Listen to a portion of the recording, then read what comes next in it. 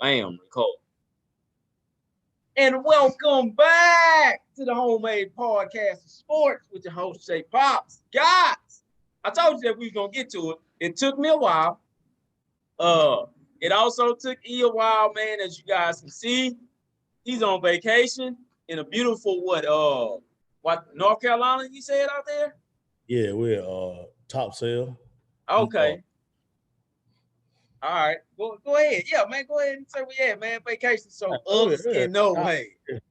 We had top sale, man. You know, we had a little mansion. It's something slight. You know, that's my view. I don't know if you can see on the left.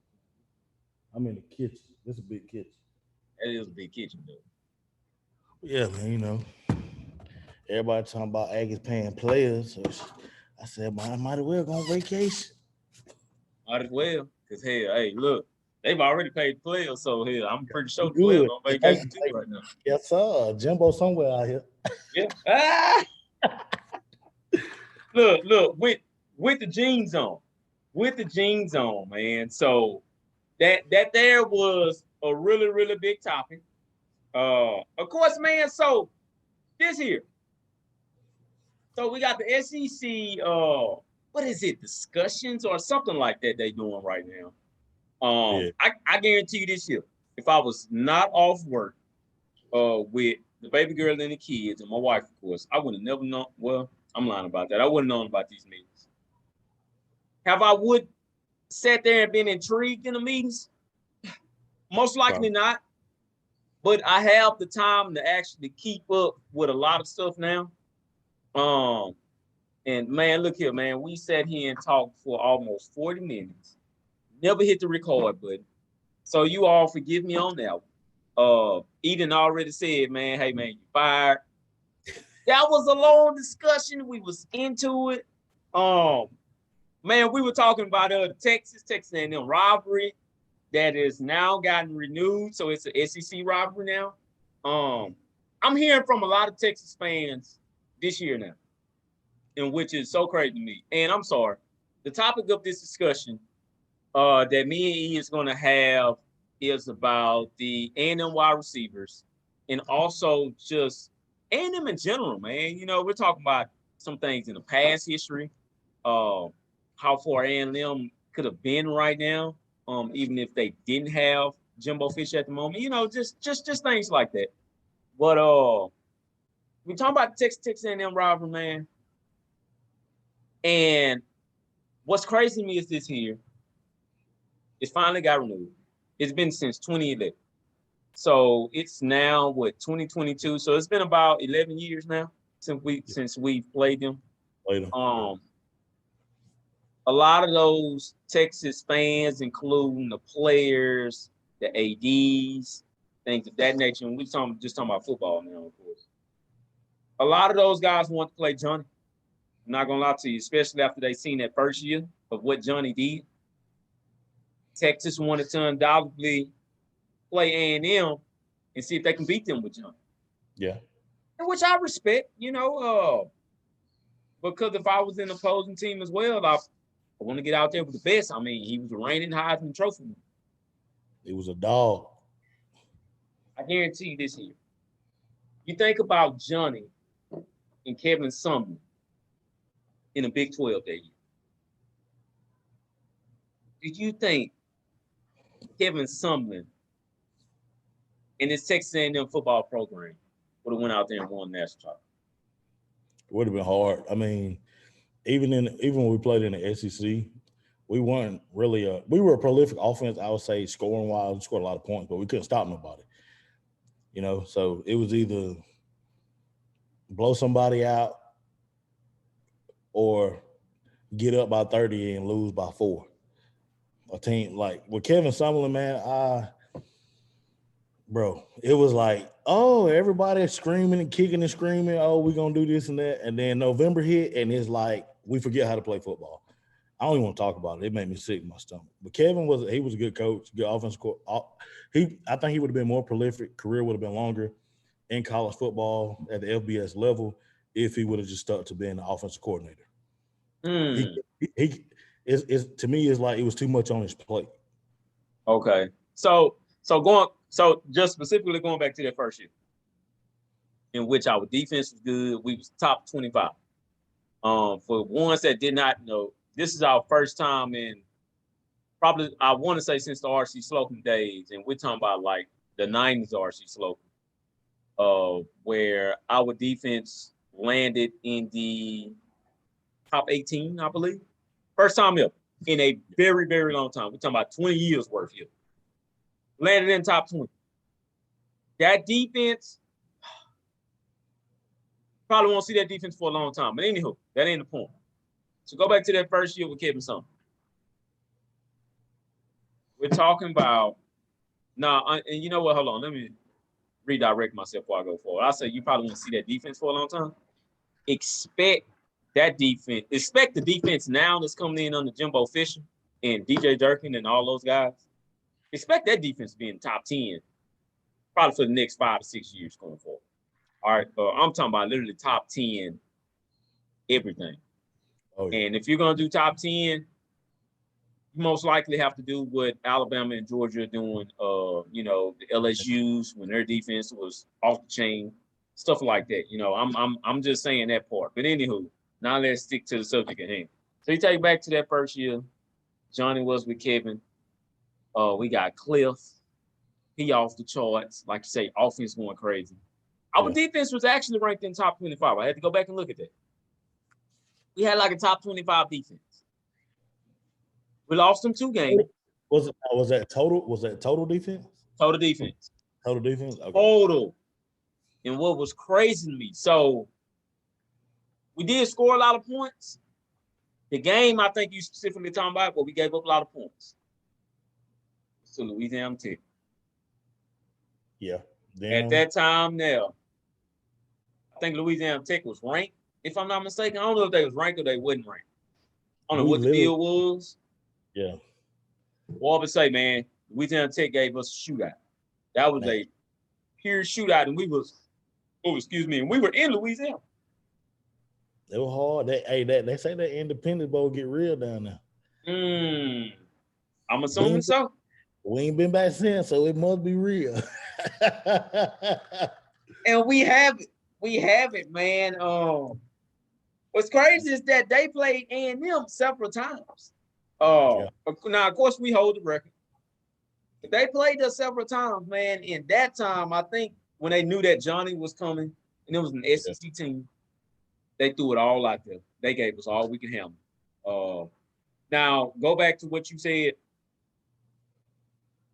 You think he would have been good if he would have continued being offensive coordinator? We're talking about Kevin Sumlin. Yeah, and the only reason I say that because you look at how did he get the A&M job? Where did he come from? He was a head coach up there though. Yeah, that ain't the same as SEC. You're right. Yeah, that ain't the same as SEC, but he was the offensive coordinator at Houston. He wasn't a head coach, I don't think. No, he was head coach. That's how he ended up getting the head coaching job. Okay. So I thought he was just an OC.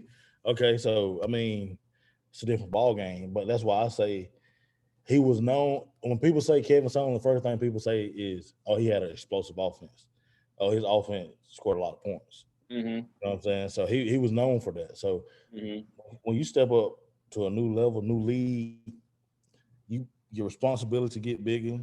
You got to recruit better. You know what I'm saying? So I just feel like all in all, it was just too much. I mean, how many 5-stars we got with Kevin Sumlin? We probably can count on, 1 or 2 hands? I know 3 of them right off back. Myles Garrett, Christian Kirk, and Dalen Mack. That's all I can remember. All right, so let me help you out there. He got some 5-star recruits. Best believe now, Myles Garrett one of his biggest ones because he was undoubtedly the number 2 player in the recruiting cycle that year alone. He was almost like the number 1 player. No, I think he was number 2 and number 3. Yeah. State of Texas, he was number 1. So he completely went in there. I think Myles Garrett had already knew where he was going ever since like it's probably freshman year, I think. He had already knew he was going to A&M. That was a wrap. So that was already over and done with.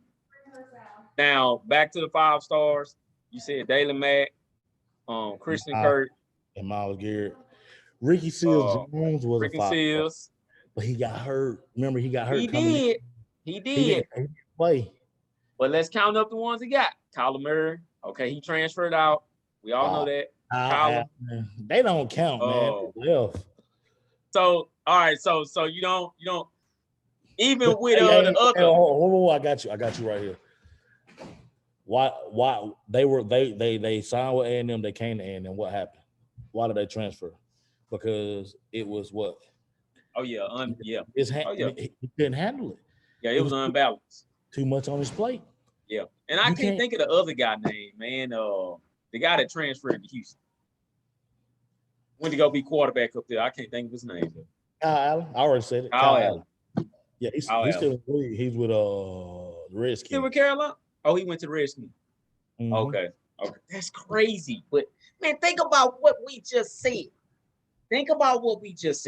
That was 2 5-star quarterbacks in the same room. Yeah. At one time. And I mean, those were 2 quarterbacks that came back-to-back years. Yeah. That was a 5-star wide receiver that came in with that quarterback because they both came together from the state of Arizona. Arizona was mad at, I remember that like yesterday. Arizona was mad at both of those guys for a very long time, man. Yeah. And they did not like Texas A&M for a very long time. Then we got to the Arizona State game. I remember that like yesterday. They put on the show. I mean, completely just, what did they score, like 34-14 or something like? I mean, just the mob. They were ranked. I know they were ranked and we weren't ranked. Yeah, they were ranked and we weren't ranked. And Christian Kirk must have went crazy that game because he had a kickoff return for a touchdown. Was it punt return? I know he caught a couple passes. Mm-hmm. I mean, man, they completely went off. Like you say, too much on his plate. Too much. See where I went. See, I gave you what I gave you. I put it here in your hand, and I let you. You said it yourself. I ain't have to show you. You went straight to it. Too much on his plate. You can't. Way too much. You gotta know how to recruit, and you gotta know how to talk to these players. You can't go into these kids' house and say, "Hey, you're gonna play. It's your job to lose." And then when they get there, you got another 5-star that you done said the same thing to. Then you think they're not gonna talk? You think they're gonna communicate? Like, well, what did he tell you? And as soon as they had that conversation, they transferred at the same time. Mm-hmm. Yeah, that is true, man. Kyler was gone, and then boom, like 2 or 3 days later, Kyle was gone. Everybody's like, well, what's going on? Yeah. Kevin Sumlin come to the media. He had nothing for us. He couldn't say nothing. I don't know what happened. Things happen. Nah, man, you dropped the ball. Yeah, that is true, man. And I think that right there was the beginning of an end. The UCLA game just defined it all. I mean, that was completely a gone season. I'm not gonna lie to you, I was very naive, but I should have known that was gonna happen anyways. Like I say, how the way they ultimately dropped it. What's crazy is that I've never replayed that game to this day. See, what you want to see that for? I don't need. I mean, man, they were. That's the only team in college football history that they say 35-0 at halftime. How? They came back. 7 touchdowns. You gave up 7 touchdowns and a half. You gave up more than 7. They scored 44 points in the second half. That's the biggest lead that anybody can ever tell me that they dropped. Seen look, I sat here and I watched TCU and Oregon. Yeah. When in that bowl game that year. And what Garrett Patterson was down 31-3 or something like that. Came back and won. Absolutely came back and won. I have no clue to this day of how they won that game. But you know what? Yeah, let me guess. Yeah, the quarterback got hurt for Oregon. I already know what everybody gonna say. Quarterback got hurt. Always guess. I already know what that is. But but he came back and won.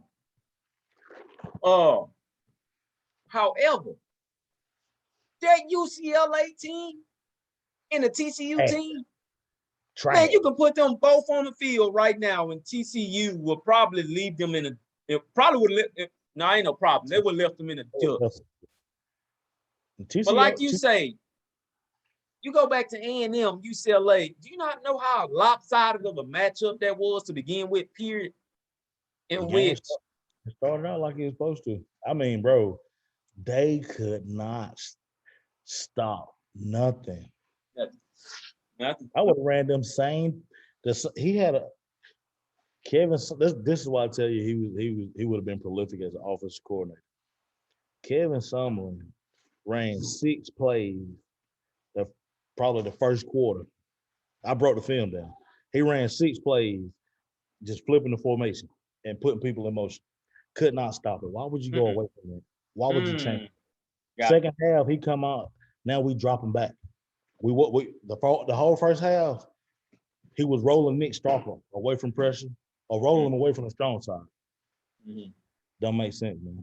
Yeah, and that's true, man. That's true, and that's when Josh Rosen earned his stripe first round status and stripes, and I to this day, Josh Rosen, But did he even play a down? Did he start a game? Man, he started, I think, probably a couple of games for Arizona. Arizona knew they made a mistake and they got him anyways. And that ain't been the same ever since. Look, I was never a Josh Rosen fan and will never be a Josh Rosen fan. No. And until this day, Josh Rosen still ain't playing and starting for nobody. I think he's a backup out there in Detroit. And that's just about it. But anywho, to get back on the other subject here, but after that UCLA game, what's crazy is that we got to the Alabama game. And this is what blows my mind. That's I don't know if Alabama came in there sleepwalking or what. And then again, I think about the game for Alabama. Do you not know we went to Florida and beat them? We never lost Florida. We only lost one time. That was what man said. The first year, but that was Florida.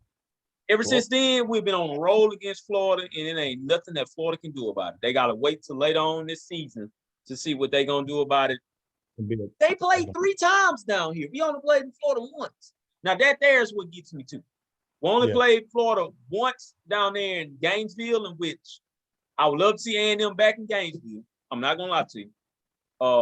But, man, it's been 3 times straight.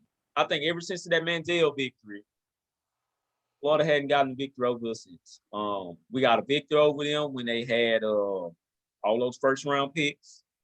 Yeah. And I think that whole starting lineup got drafted, if I'm not mistaken. That's when old Dan was there. You remember his press conference, just to be brief about it. Oh, you see A&M? Yeah. There were at least 50,000 in the stand. Man, I'll never forget that, bro. I promise you. Oh, it wasn't no 20,000 people in the fans, man. They lying to y'all. Oh, he was hot about that. COVID. What COVID? Man, I think our fans should start doing that. Like, hold on, man. Wait a minute. Dan, but in reality, and I was looking at him like, I'm like, Dan, we only lost by 3 points, dude. What's the big deal? We would have been. We only lost by 3. In which, yeah, shit. Truth be told, y'all probably should have won that game. Probably. If we just gonna be honest about it, you probably should have won, but you didn't. A&M got the best of them. That there solidified where A&M was going to go during that season, in which they didn't lose a game, period, after that Alabama game, in which back to Alabama that year. In our worst year, which is for the decade, in our worst year, that was one of our worst years, with that 75 Kevin something. Alabama only won by 8 points. I think, look, and this here gonna be the past. People that will tell you about their past history and believe that means something will be the same ones that tell me this when I say this here. Oh man, you talking about some past stuff, and y'all still ain't win though. I mean, but that's in the past. Okay, well, I mean, it's only good when you guys bring it up. I don't understand it there, but anywho, they won against a bad Texas A&M team by 8 points that year. That was the year where Alabama had not AJ McCarron, but I think they had Derrick Henry. They had Coker. What's his name? I can't remember. Yeah, J. Copeland, which they won a national championship that year. All right, like that's just that. Yeah, that's the year they had beat Clemson, and that's when Clemson had arrived in college football, and they're still here to this day. Yeah. But that's when we knew that something was up. Fact. Something was really up. Like, we get out of here and we lose by them to 8 points.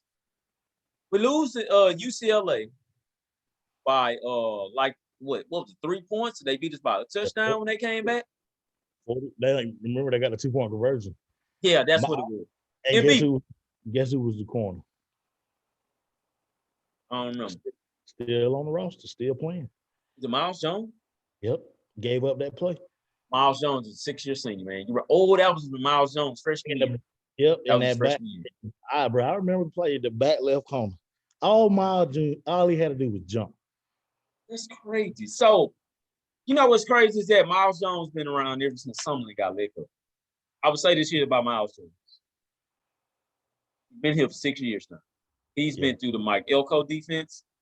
He's been through the other guy that was I can't remember that defense coordinator name. John Chambers. John Chambers. He's been through both defenses. Now he's going to go to another defense coordinator. At this point, if Miles Jones is not the number one cornerback for a consistency rate or pass deflections or something where Miles Jones got to be number one this season.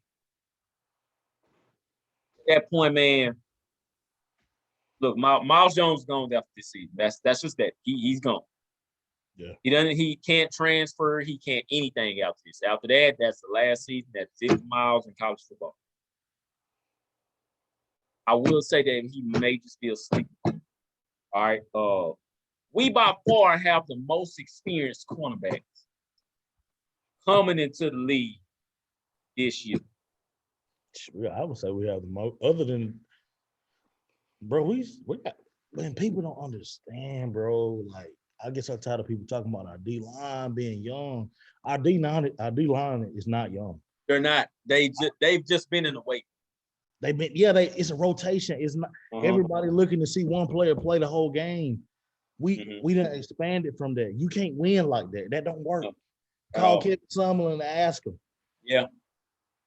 And ask him what happened to all the guys on the roster. Well, they got hurt.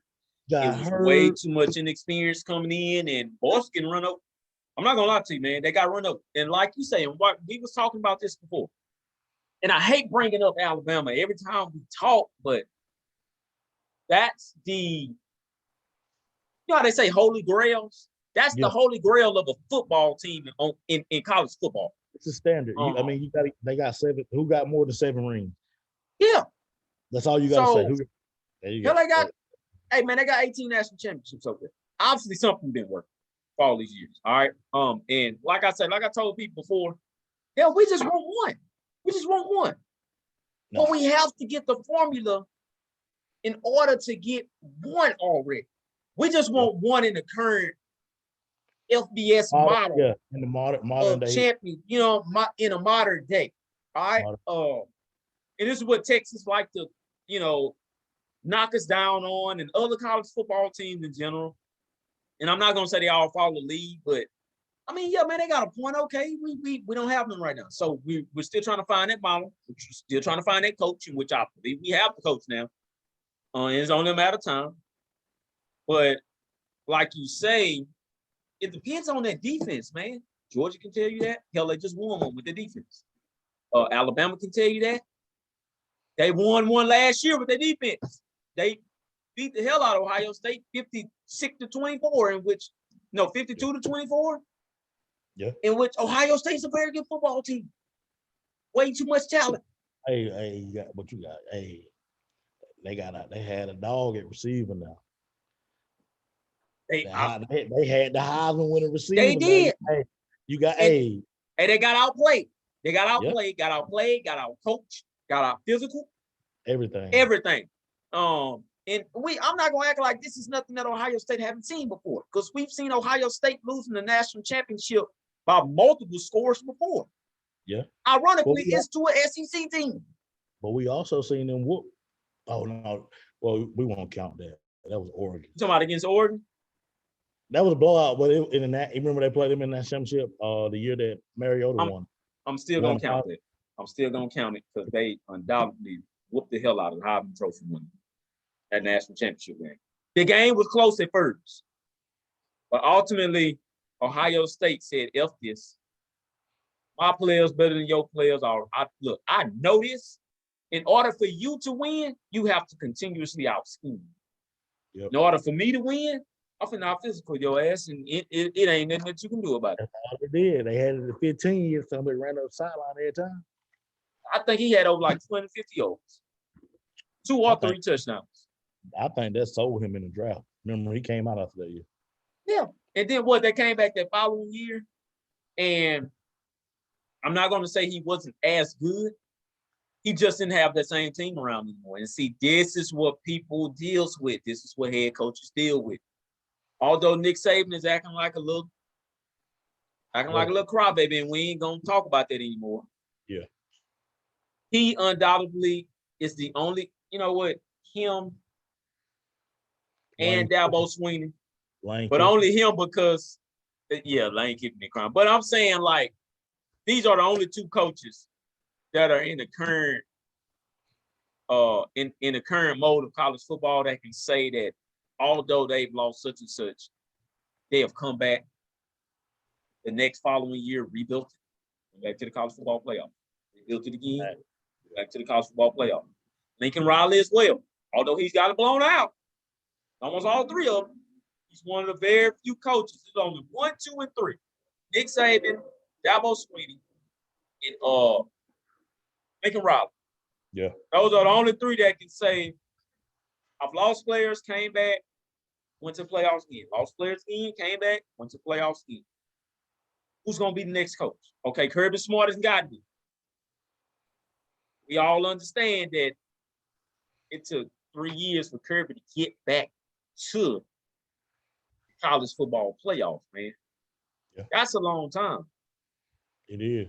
You know, I'm about to be 23, bro. I'm 29 when Kirby went to the very first one. All right, so I had to wait until I was almost 33 years old for Kirby to get back to the next one. This is what will get thrown up in our face until we change this, ladies and gentlemen. Yeah, it's been since 1939 since your team went though. You don't even know your grandparents met that day. You ain't lying. Shit. Hey, you gotta know something. I had a conversation. It's a guy here. He's a diehard Trojan. We argued all night about it. I was like, bro, you act like y'all so much better. I was like, before this year, when was the last time y'all won one? He was like, 82. I was like, bro, I wasn't even born. At all. Hey, he got mad, turned all red. I was like, I ain't gonna argue with you. I'm just saying, we ain't won one since 39, but y'all just now won one. And the last time y'all won was in 82. I mean, what's the difference? Yeah. Yeah.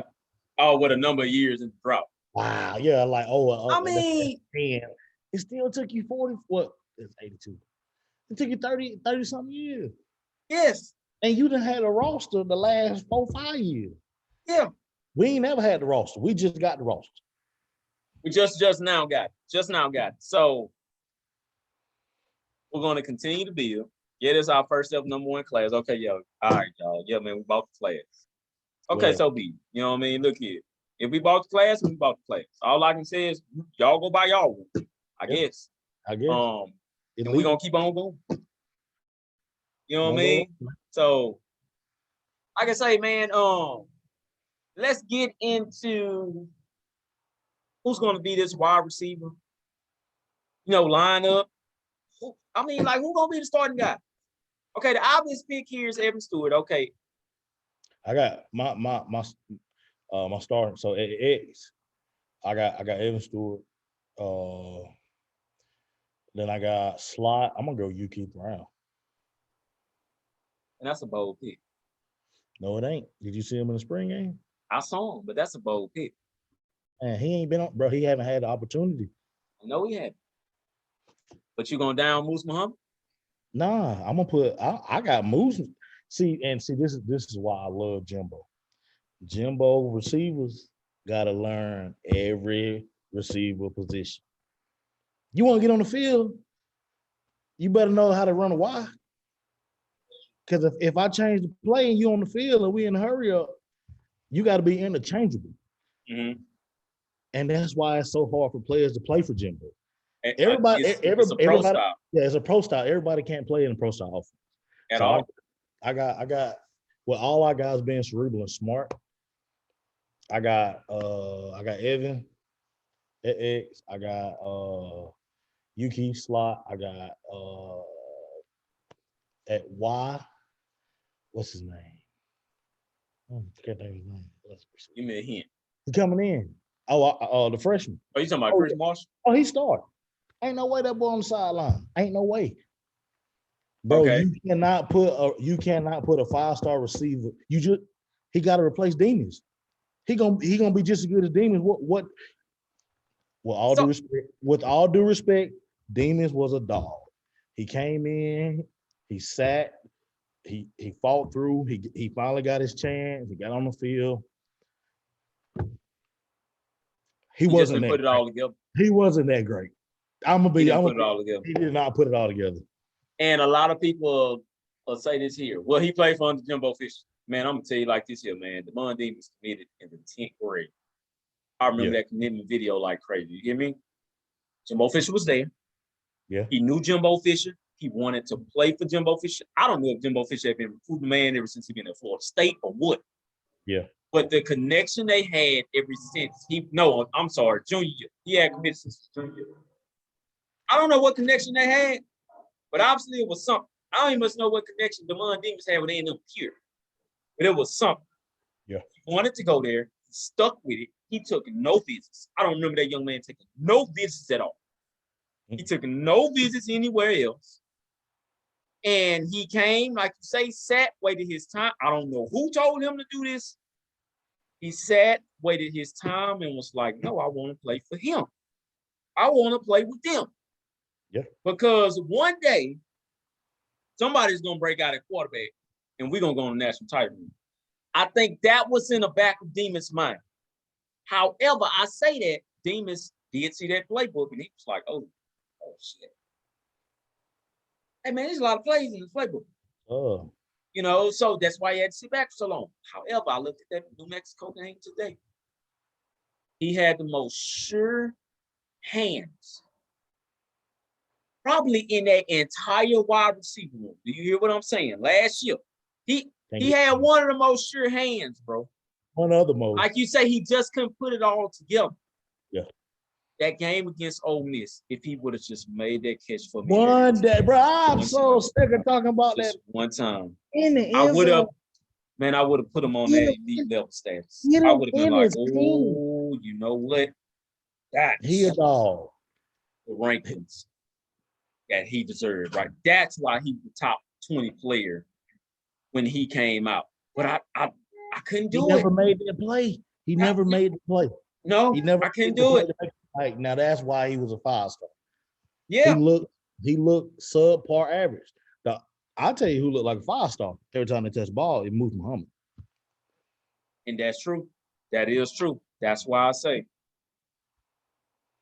being that our boy left, which is what's his name? The guy that was with Kellen Moore and made that catch.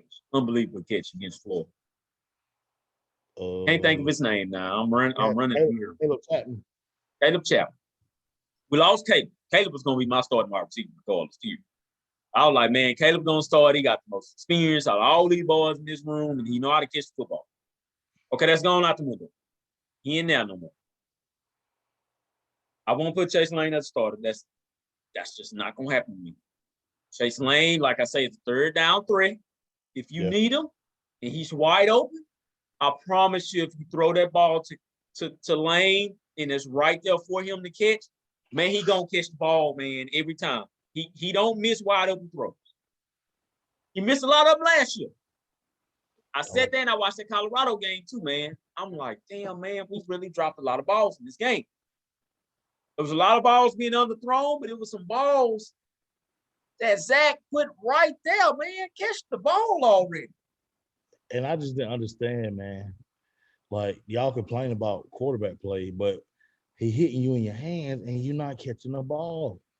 They not catching it. He even hit him in his chest on one of them. Like, man, catch that thing, man. It's just, man, I saw a lot of this here. And for people that's watching, I saw a lot of this here. Throwing the ball. They're not catching. He trying to take off and run with it. Yeah. A lot of them trying to catch with their chest. What are you doing? Yeah. What are you doing? Yeah, we here with it. We here with it, baby. We here. So tell me what you seen in that spring game with Evan Stewart.